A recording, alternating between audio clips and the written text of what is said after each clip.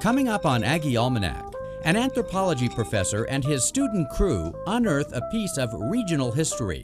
This is a real pristine, untouched pueblo, so they're very excited about it. And an NMSU PhD student who took her sport to the very top.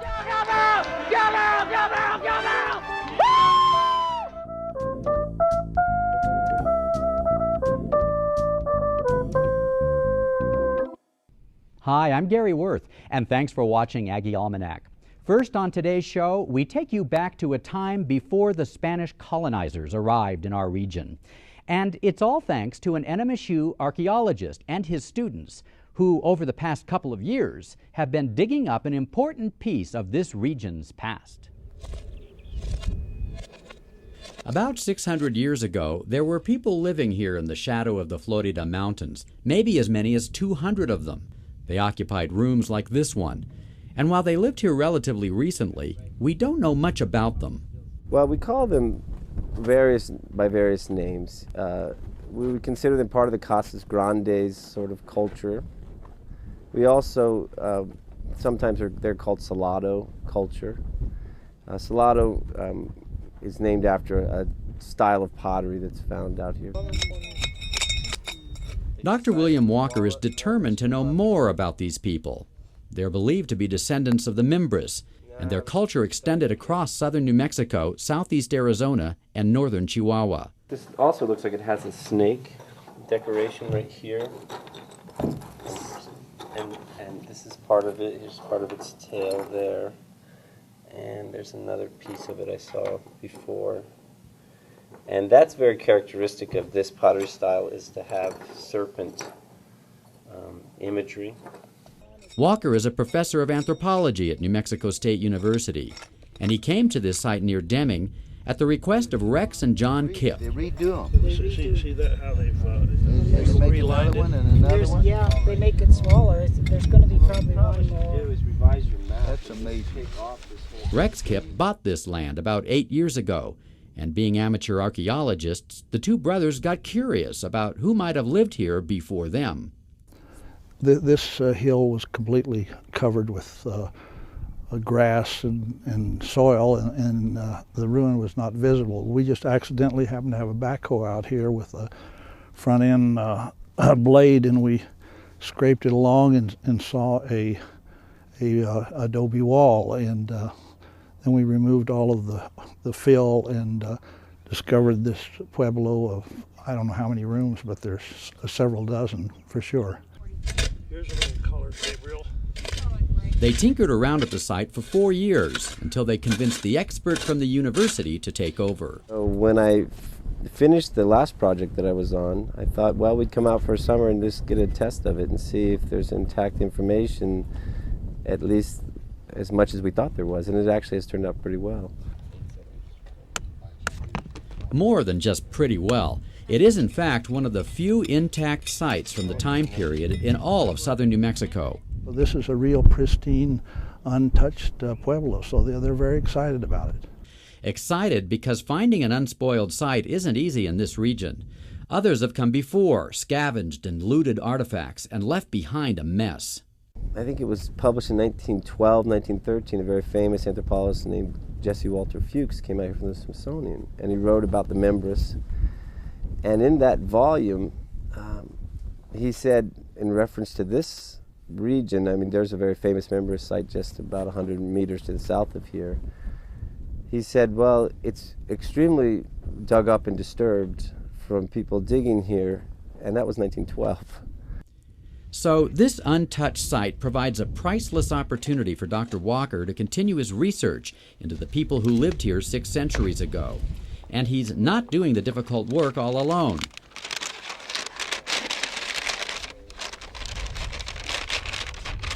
Walker decided to turn the dig into an educational opportunity for NMSU anthropology students. They were eager to earn credit in this one-of-a-kind real-life classroom. What are you sweeping up there? Well, we have this hard surface under here. We don't exactly know what it is yet, but it was underneath the uppermost floor and came down on it. There was a little basin right here that we've already taken out. Under the blazing hot sun, the group toiled away from 7 in the morning until 4 each afternoon, scraping, digging, sifting, and measuring. Basically, when we came out here, we just started uncovering walls, and there were a couple walls that were uncovered, so we just followed from what we knew that was there. We just brushed out. So we'd brush out certain walls, and then you'd find like another wall running perpendicular from it, and then we'd follow that wall, and you just keep brushing the surface and, you know, see what you can see, and then you can work down. The work is tedious, slow, and careful, requiring lots of documentation. I don't remember them teaching us so much about paperwork in classes, and we do so much paperwork out here. They've only uncovered a handful of rooms so far, but they believe this pueblo once consisted of 100 enclosures. I was kind of worried we wouldn't find any intact walls when we first started, given all the disturbance you could see at the surface. But in fact, what we found is multiple floors with multiple features of different kinds, hearths and things that we've been able to use to take archaeomagnetic samples for dating. And given the pottery, this archaeomagnetic dating, we may actually be able to narrow down a pretty good understanding of when the pueblo was occupied. So maybe It's not brittle, is it? Oh, that's a strong one made out of... The young archaeologists discovered quite a few artifacts, too, sometimes turning up something rare. it's a bone awl. AWL. It's tool. like a leather punch if you want to make a hole in a piece of leather. Findings like this one help paint an ever clearer picture of the people who lived at this location, why they suddenly packed up and left, and what became of them. They experienced the most unpredictable weather in the history of recorded weather history in this region in the late 1300s, early 1400s.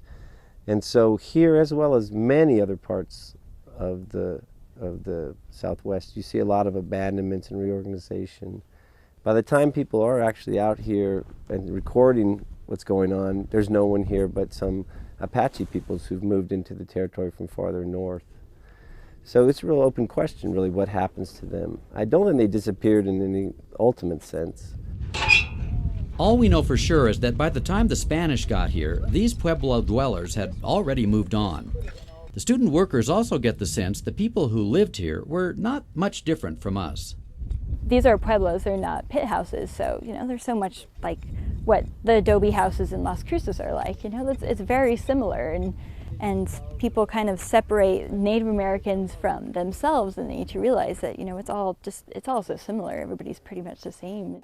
As you can see, each time we filled out a form, it was for a specific item.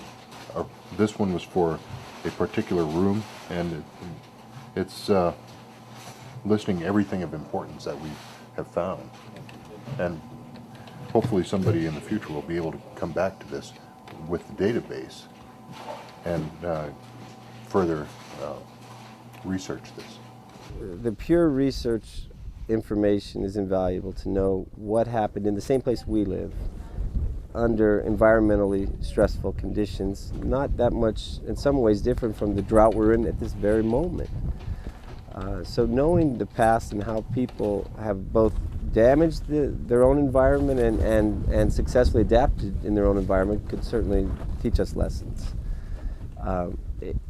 It's also interesting from a sort of culture historical perspective. Many of the members of our own state are descendants of the people who lived here, and so just from the perspective of our own population, I mean, this is a wealth of knowledge about ourselves.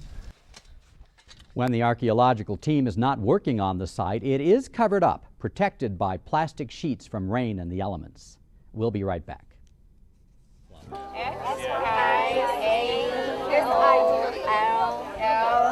I. Yes. Where are you from? China. From China. Same. And where are you from? Iran. Iran. Yes. How long? Welcome back. If you want to meet people from around the world, no need to travel any farther than NMSU. The university attracts students from dozens of countries, and every year the newest arrivals get a warm welcome from the local community. Picture?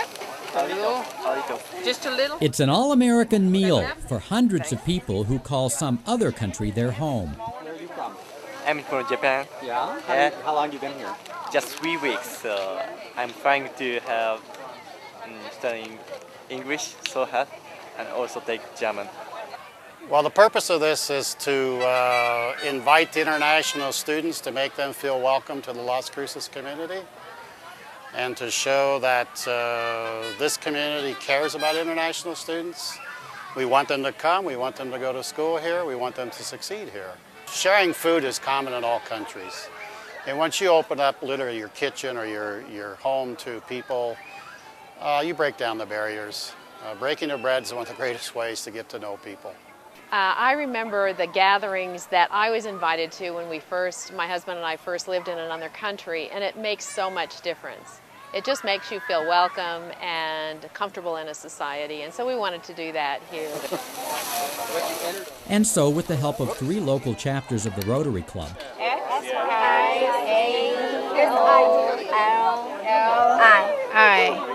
they threw out the welcome mat for people from around the globe who have come to NMSU to study.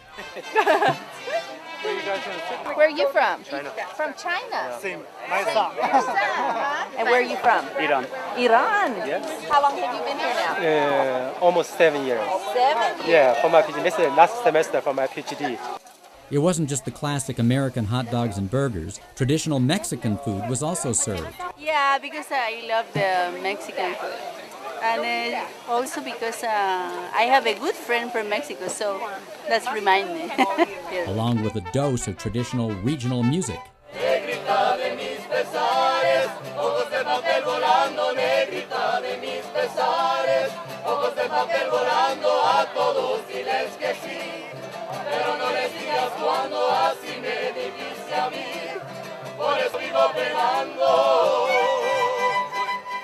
For this newcomer from France, it was not the cuisine he's used to. It's nothing. It's not food. It's fast food. That's it. We normally cook Thai food at home, but sometimes we eat a hamburger. I hear that a lot from international students. They have wonderful cuisines at home, and we're kind of the fast food people of the world, and that's hard to get used to. I'm not sure some of them ever do, actually. Some of these students are brand new to the USA, and it takes time adjusting not only to the food, but every aspect of life. The first thing is the language. But I think that whenever you get to know some people, you get to get more involved in the community. It was very hard. The culture especially is very different. We are more like outgoing people in a way that it's very different, the culture. People here are more reserved, they're more into themselves until you get to know them very well. There are more things for students. We care more about students, I think, with the computers and the libraries and everything. And there is more pride about the school. We're very proud to be NMSU students. But the classes are hard, because in France we have one exam at the end of the semester, and you have to work every day. So I have been out of the classroom for quite a while. So getting back and sitting on the other side of the room, because I'm a teacher back in Belize. And well, I think I have adjusted to that. The first 30 days are the hardest. But when they get receptions, they meet people, after about 30 days they learn the system, they calm down, and then they come back a year later or so and just rave about the experience that they have. Juliana Mayo knows exactly how tough coming to a new country can be. She first arrived in the U.S. from Brazil as a high school exchange student. Then she got offered a scholarship to attend NMSU. She's now earned her bachelor's degree in international business marketing and has a job in El Paso that she loves. What I like best is that because if you perform very well at school or at work, you're very well awarded. So by your self-performance, you can go very far, and I like that you have so much opportunity to grow as a person, as a professional. I really like that. That's been the experience as well for this graduate student from Thailand. He spent 5 years at New Mexico State working on a PhD in education. Right now, United States give me a lot of things, not only the knowledge from the university, but my kids go to school for free, and they have food for free over there. They have transportation for free, and this is what United States give us. We are international students. We are not American people, but they treat me like we are American. So I'm very impressed. So I have to thank you, America, on that. But it's a two-way street. Foreign students are not the only people who benefit from these kinds of exchanges. Most of these students are graduate students, and they're not only studying themselves. Many of them are doing research, high-level research with professors, or they're teaching. They're teaching our undergraduates in labs. So it's an amazing transition that they have to do very quickly and very well. We welcome international students. They really contribute a lot to this university. And obviously they affect this community, not only in terms of interacting with the community, but also the financial impact on this community is tremendous. We get a lot. I think we get a really rich new perspective on the world. We get their talents. They often come very well prepared educationally, and we get to have the advantage of that. They bring a different perspective to the classroom. They can talk about things from their point of view, because different political systems, different belief systems, and that gives our New Mexico students an opportunity to experience the world without going abroad. I think it gives you a new perspective about life and about the world. The world is changing so much, and there's so much globalization going on, and it is so important to know things, know people from other countries, and know the culture from other countries. You can see the world in many different ways. You can see what are the needs and what are the things they need to do for some other people. Now, at any given time, there are about 800 international students from some 80 countries attending NMSU. And while the number of foreign students attending many other universities has dropped since 9/11, NMSU has been able to keep its enrollment steady. Well, finally, this week, we meet an NMSU student we first introduced you to on Aggie Almanac nearly 2 years ago. Her name is Meryl Sapp, and she definitely sets the pace when it comes to a sport we don't often hear much about at New Mexico State.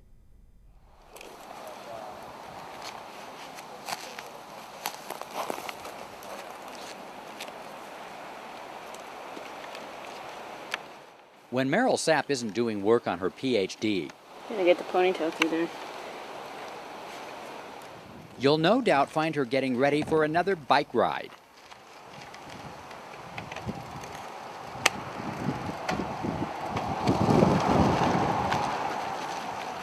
But Meryl isn't heading out to enjoy the view or to stay in shape. She's out to win. I started off, like I said, in 2002 racing locally, and I was really bad. I mean, I was just horrible. But through hard work and determination, she got better, much better. Just gradually I started to get better, and I thought, well, I'm actually okay at this. And so then when I started training with some intensity, I just kind of made leaps and bounds. And so I started doing my first national races in 2003, and that was collegiate stuff. And then in 2004 is when I won the collegiate national championship. That's right, the championships. What started out as a fascination with cycling just 6 years ago. My dad has always been a fan of cycling, and I remember watching Greg LeMond in the Tour de France when I was a child. Ended up with Sapp as one of 40 finalists in the 2004 Collegiate Road National Championships Division II road race in Wisconsin. All right, and now Division II women criteria. Her friends kept tabs on her with their video camera as she completed each lap, cheering her on. And there to capture her first place win for herself and the NMSU cycling team. Go on, Meryl! Go on, Meryl! Go on, go, go, go, go, go, go, go! Go, go, go, go! Go, go, Meryl! Go, Meryl! Go, Meryl! Go, Meryl! Woo! The The victory led to interviews. When you were kind of coming into that straightaway and it kind of became clear that it was going to be just a 2-up sprint, what did you think? Did you think you had a chance? Yeah, I thought I had a chance. And national recognition. And the winner of the women's Division II road race, Meryl Sapp from New Mexico State. Well, I guess it did a lot for me in terms of confidence, and it got me a lot of attention, maybe more than what I really deserved from it. Back at home, she also serves as an inspiration to the up-and-coming NMSU cycling team. Meryl's great. Meryl, I mean, I think she was a leader for everyone on the squad this past year. She still is. She's a person you can ask questions to. I mean, like, there's a lot of strategy involved. We had people show up to meetings that thought it was just like a triathlon or a running race. The fastest guy that can go the farthest in the amount of time is going to win. And so Meryl really helps with explaining that type of stuff to people, and also I think is just being there from living in Las Cruces and having the race resume that she does. I mean, it's a real motivating thing for younger riders to see success. And helps them learn that winning in this sport is often about teamwork. There is a lot of learning involved, and there's a lot of strategy involved, and it's hard to explain to somebody who doesn't race or who doesn't ride in a group, but there's a lot of team tactics involved, and like in mountain biking and triathlon, the fastest person wins, the strongest person wins. But in road racing, the strongest person doesn't always win. There's a lot of tactics, and like blocking people, like those kind of tactics? Well, road racing is all about aerodynamics. So, like for example, they say if you're riding behind somebody else, you're doing 30% less work than the person in front of you. So that's partly where the teamwork comes in. Like say you have 4 women on a team. You might have, and it'll depend on the race too. Let's say you're doing a short flat race. So you're gonna work for your sprinter that day. So if I'm the sprinter on the team, my team will protect me, cut the wind for me, right in front of me, so I'm protected from the wind. If there are attacks where someone tries to get away from the group, they'll chase that down, and I'm stay protected, so when it comes down to the sprint, I'm the freshest. If your team is not a strong team, by strong I don't mean the strongest output at one time, I mean endurance, all aspects of the sport. Your team, you're going to have members that are going to fall behind, fall off the back on a climb. Once you're off the back of the pack, most of the time you will never see the pack again. You're in the back of the race, you will place near the back. So you have to have strong members that you can hide behind if you're the person that they're trying to get to the line first. It's also a sport that requires top-notch equipment, a bike with excellent tires. The wheels are probably the most important part of the bike, I think, because it's what rolls, and so the differences in the weight are really important in the wheels and the tires that you have and the aerodynamics of the wheels. There's so much technology and design that goes into the wheels, and they're, in a lot of ways, I think, like I said, what's most important. So it's good to have a good set of racing wheels. And what's called the fork. This is what absorbs a lot of the shock. So when you're riding, a big part of what fatigues is your shoulders and your arms, which you wouldn't think of when you're riding a bike because you're not really using your arms, but you absorb a lot of shock in the upper part of your body, and so it's important to have a good fork. But where riders get particularly picky is over the seat. You have to break them in for sure, and everyone has their own shape and what they prefer in a shape, and once they stop making the saddle you like, you're in trouble because then you have to find something new. And it's really hard to get used to a new saddle, but it takes dedication. You'll be uncomfortable at first, and then it just takes some time and you'll get used to it. Pedals, I guess, would be the other thing that people are pretty picky about, the type of pedals that they use. Because your shoes clip right into them? You have shoes with a cleat on the bottom that snaps in here, so you can pull up and push down on your pedals. Yeah. So ideally you'll have a perfect revolution in your pedaling. You'll be putting the exact same amount of pressure on the pedals at every part of your stroke. You can easily spend more than $8,000 for a good set of wheels. It's an expensive sport, and also a dangerous one. When I crashed, I hit a guardrail with my right leg, which threw me over it, and that snapped my femur right up. Ryan Blicken was on the NMSU team 10 years ago and started racing professionally in 2001. He had a perfect safety record until this year. I was doing the tour of the Gila bike race in Silver City, New Mexico, and about a kilometer from the finish line of one of the stages, it's a 5-day stage race, of the third stage, I hit a piece of wood in the road, and next thing I knew, my hands were off the handlebar, and I was careening off into a guardrail where, you know, I landed on the side of the road and wasn't able to move my leg, and found out later that I had a broken hip. So Blicken brushes off his mishap and says he's healing quickly. As for Meryl, she's moved on to bigger and better things. She's now got a sponsored spot on the Landis Trek VW team out of Phoenix. So after I won the collegiate title, they offered me a spot on their team, and so now I'm a sponsored rider, and you know, I don't have to pay for anything anymore. And she's encouraging the NMSU team to improve. We are competing mostly against Arizona State and the University of Arizona. The Northern Arizona University also has a mountain bike team, but they don't do much road racing. So since we're new in that conference, we haven't competed against them yet. But mountain bike racing is in the fall and road racing is in the spring. So right now we're in the mountain bike season, and so hopefully our guys will be able to compete against the Northern Arizona University team and see what they're all about. I love competing. I love improving. Cycling is a sport where there's always people better than you, so there's always room to improvement. There's always somebody to look up to. And for now, it's Meryl's national victory that keeps the NMSU team pumped. Now, Meryl says it's not likely cycling will become an official sport at NMSU, but the many young cyclists on the team are getting better all the time. And Meryl says they are good enough to race at what's called the A level and face top teams from universities in Colorado and California. And that's our show for this week. If you have questions or comments, we'd love to hear from you. Give us a call at 646-2818 or send an email to aggiealmanac@yahoo.com. I'm Gary Worth. Thanks for watching.